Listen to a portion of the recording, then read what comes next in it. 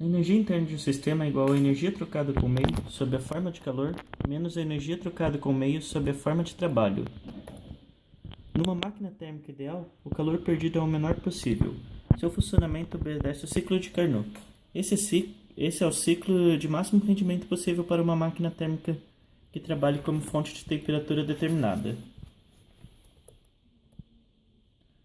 Num ciclo de Carnot, as quantidades de calor recebidas e perdidas são proporcionais às respectivas temperaturas absolutas T1 e T2. O rendimento do ciclo depende apenas dessas temperaturas e pode ser calculado pela expressão N igual a 1 menos T2 sobre T1. Fase. Os motores de combustão são máquinas térmicas, são dispositivos capazes de transformar energia sob forma de calor em trabalho mecânico. O coração do motor é composto de pistões que podem se movimentar no interior de cilindros, como o êmbolo de uma seringa de injeção. Os motores de veículo de passeio são, em geral, de combustão interna.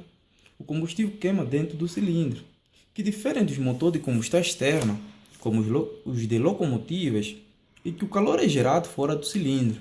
Os motores de combustão interna operam com um cilindro de 4 tempos, também chamado ciclo Otto, que consiste em admissão da mistura gasosa de combustão e ar no cilindro, que são a compressão, a explosão e a exaustação dos gases queimados.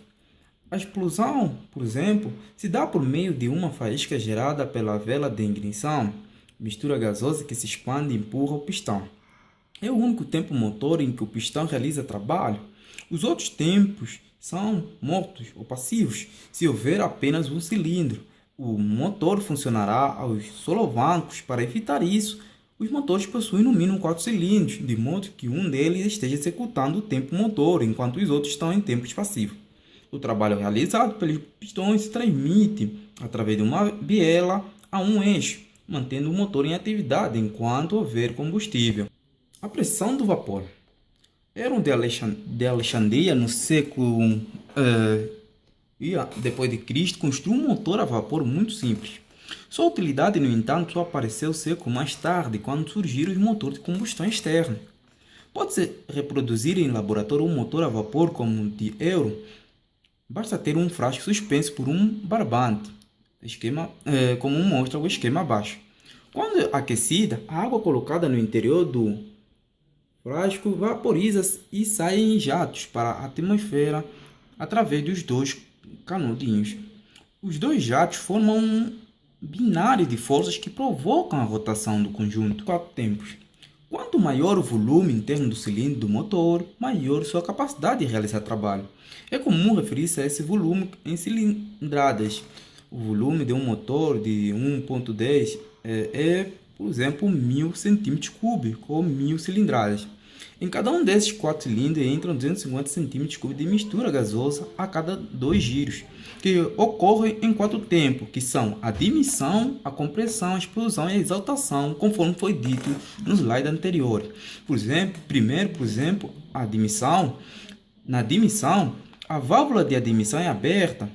O pistão seleciona a mistura gasosa para dentro do cilindro. Na compressão, a válvula de admissão é fechada e o pistão comprime os gases no interior do cilindro. Na explosão, a vela de ignição gera uma faísca. A mistura gasosa explode e se expande, empurrando o pistão. Já na exaustão, a válvula de escape é aberta. O pistão empurra os gases queimados para fora e a válvula é fechada. Um exemplo comum de aplicação das leis da termodinâmica é o motor de 4 tempos. Neste tipo de sistema, a energia é fornecida em forma de calor pela queima do combustível. Trata-se de um sistema aberto, isto porque troca massa com um eixo externo ao longo de um ciclo completo. Podemos considerá-los como um sistema fechado ou isolados, em cada caso especial. Analisemos o primeiro tempo. Por exemplo, a válvula de saída de gás está fechada, enquanto que a válvula que libera a entrada de ar e combustível permanece aberta. Neste caso, o motor vai receber a mistura ar e combustível, conforme mostra a figura 1 do slide. No segundo tempo, a mistura de ar e combustível é comprimida ao se aproveitar a energia cinética do motor já em movimento. Esta energia é convertida em trabalho realizado pelas forças que deslocam o êmbolo no sentido de diminuir o volume do cilindro. As duas válvulas estão fechadas nesse instante e ocorre a compressão adiabática, ou seja, sem haver uma troca de calor do cilindro com o meio externo, conforme mostra a figura 2 do slide. No terceiro tempo é constituído pela queima da mistura ar e combustível. Nos motores a álcool, bem como nos motores a gasolina, esta combustão é iniciada com uma faísca fornecida pelo sistema elétrico, que é acionado mecanicamente no instante apropriado, conforme mostra a figura 3. Durante este processo, o gás sofre uma expansão devido ao aumento da temperatura e a um consequente aumento da pressão na mistura dos gases confinados no cilindro, o que faz com que o êmbolo seja forçado no sentido de aumentar o volume. Esta força é aproveitada para exercer um torque em torno do eixo principal do motor, conforme mostra a figura abaixo. O tempo consiste em expulsão dos gases queimados dentro do cilindro. Uma válvula de escape é acionada mecanicamente pelas peças que se movimentam, aproveitando a inércia de rotação, enquanto que a válvula que permite a entrada de ar e combustível permanece fechada, conforme mostra a figura abaixo. Contudo, concluindo, todos esses passos são repetidos em ciclos. No caso do motor a diesel, há uma grande semelhança com os de gasolina e álcool, onde difere basicamente no fato que a queima de combustível não se dá por ignição devido a uma faísca, ou seja, ela acontece espontaneamente devido à diminuição do volume e, consequentemente, aumento da pressão, que ocasiona um consequente aumento na temperatura, em que alguns motores a razão entre o volume é menor, no caso do gás comprimido, e o volume quando é maior, no caso dos gases expandidos, por exemplo, de 1/17, e a temperatura ultrapassa os 1000 graus Celsius, podendo atingir em torno de 1200 graus Celsius. Rendimento aumentado. Pode-se melhorar o rendimento dos motores de 4 tempos, alterando-se ligeiramente alguns detalhes técnicos em sua construção. Os motores convencionais de ciclo Otto têm duas válvulas, uma de exaustão e outra de admissão. O fechamento e a abertura são feitos com grande precisão por meio de um sistema de balancês e cames.